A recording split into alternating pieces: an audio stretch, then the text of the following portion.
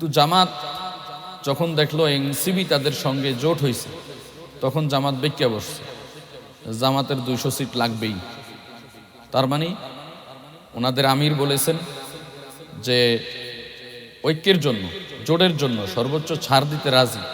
এই কথা যদি তারা বললা থাকে, সত্যি অন্তর থেকে বললা থাকে, মুনাফিকি যদি না থাকে, তাহলে 200 সিট লাগবেই। এই প্রশ্ন কিভাবে আসে?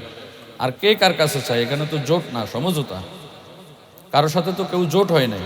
না ইসলামী আন্দোলন জামাতের সঙ্গে জোট হয়েছে, না এনসিবি জামাতের সঙ্গে জোট হয়েছে, না দ্রোণামিল্লা ইসলামী আন্দোলনের সাথে জোট হয়েছে। কোনো দল কোনো দলের সাথে জোট হয় নাই। অতএব এই সমস্ত অবান্তর কথা এতদিন ছিল না। এনসিবি যোগ হওয়ার পরে জামাত মনে করছে এনসিবি এবং আমরা মিলে সরকার গঠন করার মতো অবস্থানে যাইতে পারবো।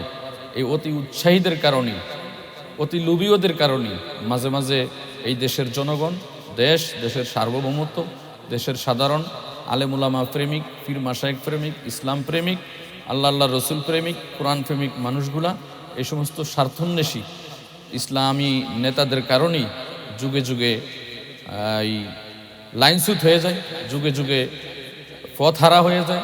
আল্লাহ তাআলার কাছে আমরা সকলেই দোয়া করব যেন এই জাতির ক্লান্তি লগ্নে আমরা মুসলিম উম্মার জন্য ইসলামিক নেতারা অন্তত পক্ষে ঐক্যবদ্ধভাবে ভালো একটা আশার বাণী বাংলাদেশের প্রত্যেকটা আফমর জনতা, সাধারণ মানুষদেরকে শোনাবেন, আমাদেরকেও শোনাবেন। আমরা সেই প্রত্যাশা এখনও ছাড়ছি না। কারণ আমি একজন আলেম হয়ে, মসজিদের ইমাম হয়ে, একটা দলের দায়িত্বশীল হয়ে আমি আমার আমিরকে বিশ্বাস করি, নায়েবে আমির সহ কেন্দ্রীয় নেতৃবৃন্দদেরকে বিশ্বাস করি যে ইসলামী আন্দোলন বাংলাদেশ রাজনীতির মাঠে এখন পর্যন্ত কোনো ভুল করে নাই, ভবিষ্যতেও করবে না। যারা করবে তাদেরকেও ছাড় দিবে না।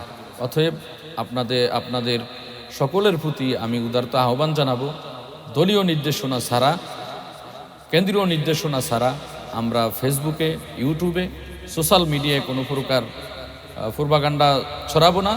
হকের জয় আসি। এই পর্যন্ত আমার যতটুকু জ্ঞান হয়েছে, শাপলার ইতিহাস থেকে আরম্ভ করে যত ইতিহাস আছে, সবাই ইসলামী আন্দোলন বাংলাদেশকে, পীর সাহেব চরমনাই, নায়েবে আমির সহ কেন্দ্রীয় কমিটির সিদ্ধান্তকে প্রাথমিক পর্যায়ে ভুল মনে করলেও এক পর্যায়ে সবাই স্বীকার করতে বাধ্য হয়েছে যে আসলেই ইসলামী আন্দোলন বাংলাদেশ, পীর সাহেব চরমনাই, নায়েবে আমিরুল মুজাহিদিন, কেন্দ্রীয় নেতৃবৃন্দ অদূরদর্শী এমন রাজনীতি করে যেটা 100 বছর পরেও কাজে লাগে।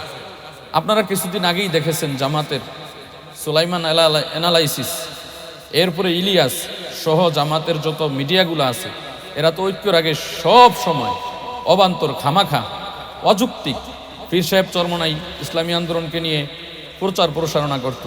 কিন্তু এদের আপনার মিডিয়াগুলা ঘাড়েন, এদের সেই ফেসগুলা ঘাড়েন, দেখবেন যে তারাই পীর সাহেব চরমনাইকে কি মাথায় তুলছেন। এবং গোলাম ফরওয়ার তো বলেছিলেন যে চরমনাই পীরের নাম ঐতিহাসিকভাবে বাংলার জমিনে ইসলামী অঙ্গনে লেখা থাকবে। এই কথাগুলো আমরা ভুলি নাই। অতএব কেউ যদি কোনো দলের কারণে যদি এখানে ঐক্য নষ্ট হয়, তাহলে কারা কারা অতি উৎসাহী হয়ে এই সমস্ত বক্তব্য দিয়েছেন এবং এই সমস্ত অবান্তর কথা মিডিয়ার সামনে আনছেন, আমরা সবই জানি। জাতির স্বার্থে, ঐক্যের স্বার্থে, ইসলামের স্বার্থে অন্ততপক্ষে এইবার আপনারা এক হন।